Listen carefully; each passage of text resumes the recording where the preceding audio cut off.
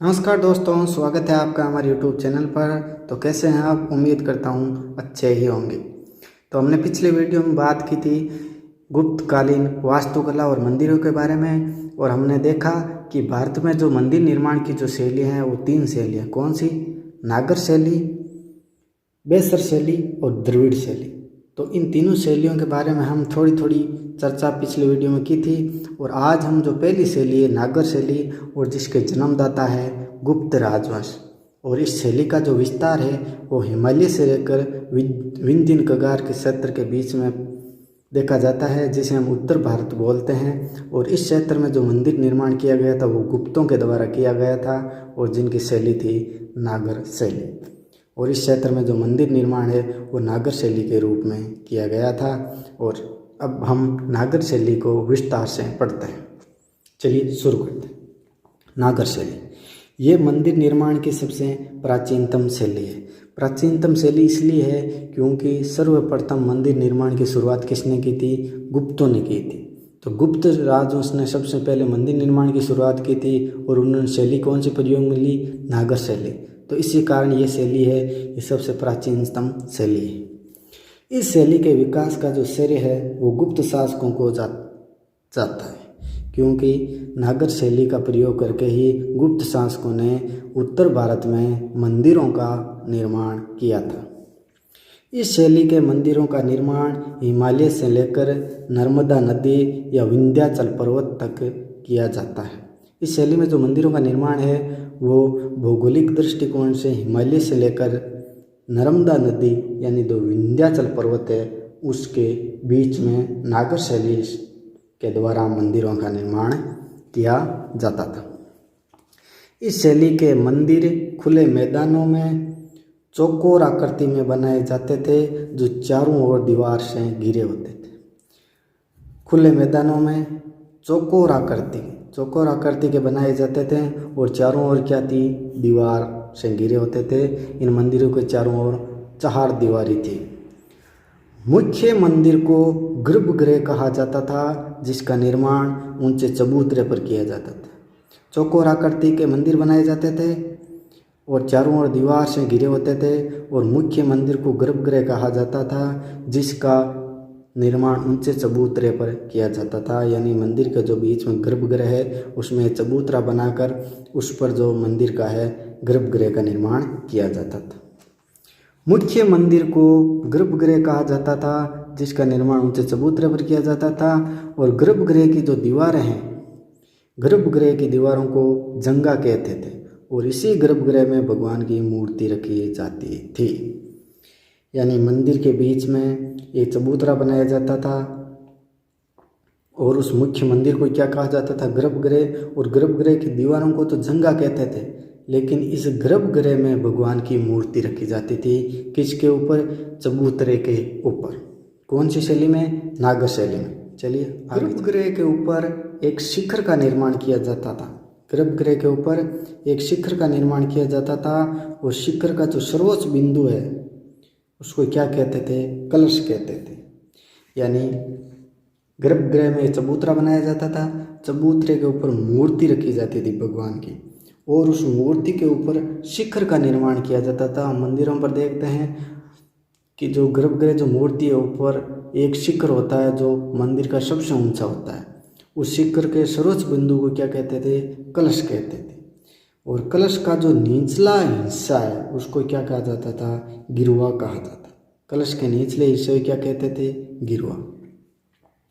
गर्भगृह के चारों ओर एक परिक्रमा पथ का निर्माण किया जाता था, और ये परिक्रमा पथ दक्षिणी भारत के मंदिरों में सामान्यतः दिखाई नहीं देता। इन उत्तर भारत में जो नागर शैली में मंदिर बनाए जाते थे उसमें गर्भगृह के चारों ओर परिक्रमा देने के लिए एक परिक्रमा पथ या रास्ते का निर्माण किया जाता था। लेकिन ये जो रास्ता है ये भारत के दक्षिण भारत का जो मंदिर है उसमें गर्भगृह के चारों ओर परिक्रमा पथ का निर्माण नहीं किया जाता है। लेकिन नागर शैली में जो मंदिर है उसमें गर्भगृह के चारों ओर परिक्रमा पथ का निर्माण किया जाता है। गर्भगृह और प्रवेश द्वार के मध्य खुले कमरे को मंडप की संज्ञा दी जाती है। यानी जो गर्भगृह है और जो मंदिर का प्रवेश द्वार है उसके जो बीच में जगह है जहाँ पर खुला कमरा है, उस कमरे को किसकी संज्ञा दी जाती है? मंडप की संज्ञा दी जाती है। गुप्तकालीन मंदिर पत्थर और ईंटों से बनाए गए थे। गुप्त काल में ईंटों से प्रमुख मंदिर निम्नलिखित है। हम 4 मंदिरों के बारे में बात करेंगे। गुप्त काल के जो ईंटों से निर्मित मंदिर है और गुप्त काल में जो मंदिरों का निर्माण है वो पत्थरों और ईंटों के द्वारा ही किया गया था। सिरपुर है वो छत्तीसगढ़ में है। सिरपुर का जो लक्ष्मण मंदिर है वो किससे निर्मित है? ईंटों से निर्मित है। और बेतरी गांव, कहाँ है बेतरी गांव? कानपुर के अंदर यूपी में है। वहाँ पर भी क्या है? लक्ष्मण मंदिर है जो किससे निर्मित है? ईंटों से। और धमेक बिहार का जो बौद्ध स्तूप है वो किससे निर्मित है? वो भी ईंटों से निर्मित है। गुप्तकालीन गर्भगृह के मुख्य द्वार पर दोनों ओर क्रमशः मकर वाहिनी गंगा व कुर्म वाहिनी यमुना के चित्र लगाए जाते थे। गुप्तकालीन को जो मंदिर के गर्भगृह है यानी जिसमें भगवान की मूर्ति रखी जाती है उसका जो मुख्य द्वार है, प्रवेश द्वार नहीं, मुख्य द्वार के दोनों ओर क्रमशः मकर वाहिनी और कुर्म वाहिनी यमुना के चित्र लगाए जाते थे। प्रवेश द्वार के चारों ओर भागवत चिन्ह जैसे सुदर्शन चक्र, शंख, कमल का पुष्प, स्वास्तिक और भगवान विष्णु की गदा का चित्र बनाया जाता था। प्रवेश द्वार के चारों ओर गर्भगृह के मुख्य द्वार पर क्या बनाए जाते थे? मकर वाहिनी गंगा और कुर्म वाहिनी यमुना के चित्र बनाए जाते थे। और जो मंदिर का प्रवेश द्वार है उसके चारों ओर, जो भी मंदिर है उसके चारों ओर, प्रवेश द्वार के चारों ओर भागवत चिन्ह, सुदर्शन चक्र, शंख, कमल का पुष्प और स्वास्तिक और भगवान विष्णु का चित्र बनाया जाता था। अब हम देख लेते हैं कि नागर शैली के अंदर गुप्तकालीन शासकों ने कौन कौन से मंदिर बनाए हैं। तो देखते हैं गुप्त काल में निर्मित प्रमुख मंदिर। तिगुआ जबलपुर एमपी में किनका मंदिर है? विष्णु मंदिर है। एरण सागर एमपी के अंदर वराह अवतार मंदिर है। देवगढ़ झांसी यूपी के अंदर दशावतार मंदिर है। दशावतार मंदिर कहाँ है? देवगढ़ झांसी यूपी के अंदर। भूमरा गांव में एमपी है, वहाँ पर भी कौन सा मंदिर है? वहाँ शिव मंदिर है। और खो है जो नाजोद एमपी में है, वहाँ भी कौन सा मंदिर है? वहाँ पर भी शिव मंदिर। चलिए आगे चलते हैं। जो 6 नंबर पर हमारा मंदिर है वो है नचना कुठार का मंदिर। कहाँ पर है? एमपी में। और कौन सा मंदिर है? पार्वती मंदिर है। सिरपुर छत्तीसगढ़ में लक्ष्मण मंदिर है। और बेतरी गांव कानपुर यूपी के अंदर भी क्या है? लक्ष्मण मंदिर है। और धमेक स्तूप वाराणसी यूपी बिहार के अंदर बौद्ध स्तूप है। ठीक है।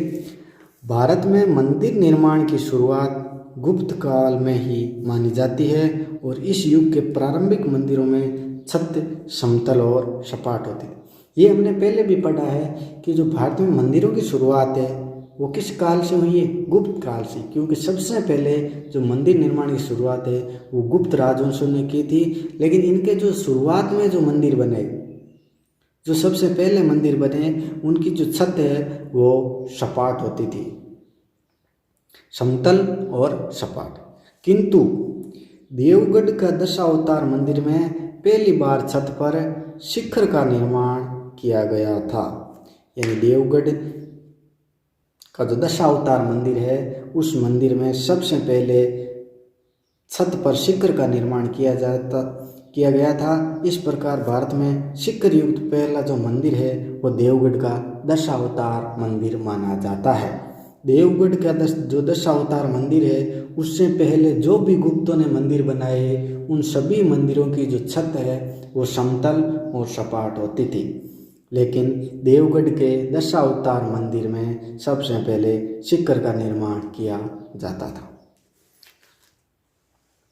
गुप्त काल में ईंटों से बना सबसे बड़ा मंदिर बेतरी गांव कानपुर का लक्ष्मण मंदिर है। गुप्त काल में जो ईंटों से बना जो सबसे बड़ा मंदिर है वो बेतरी गांव कानपुर का लक्ष्मण मंदिर। अब एक विश्वविद्यालय के बारे में बात करते हैं जो गुप्त काल में शिक्षा का एक बहुत बड़ा केंद्र था और एग्जाम पॉइंट ऑफ व्यू से भी ये क्वेश्चन बार बार पूछा जाता है, नालंदा विश्वविद्यालय। तो चलिए शुरू करते हैं। ये गुप्त काल में निर्मित किया गया एक शिक्षा का बहुत बड़ा केंद्र था। 5वीं शताब्दी में गुप्त शासक कुमार गुप्त महेंद्रादित्य ने इसका निर्माण करवाया था। कौन सी शताब्दी में? 5वीं शताब्दी में। किसने करवाया? महेंद्रादित्य। 7वीं शताब्दी में चीनी यात्री हेनसांग ने अपनी भारत यात्रा के दौरान नालंदा विश्वविद्यालय में शिक्षा अर्जित की थी तथा इसे विश्व का सबसे बड़ा आवासीय विश्वविद्यालय बताया था। किसने? जो चीनी यात्री था हेनसांग।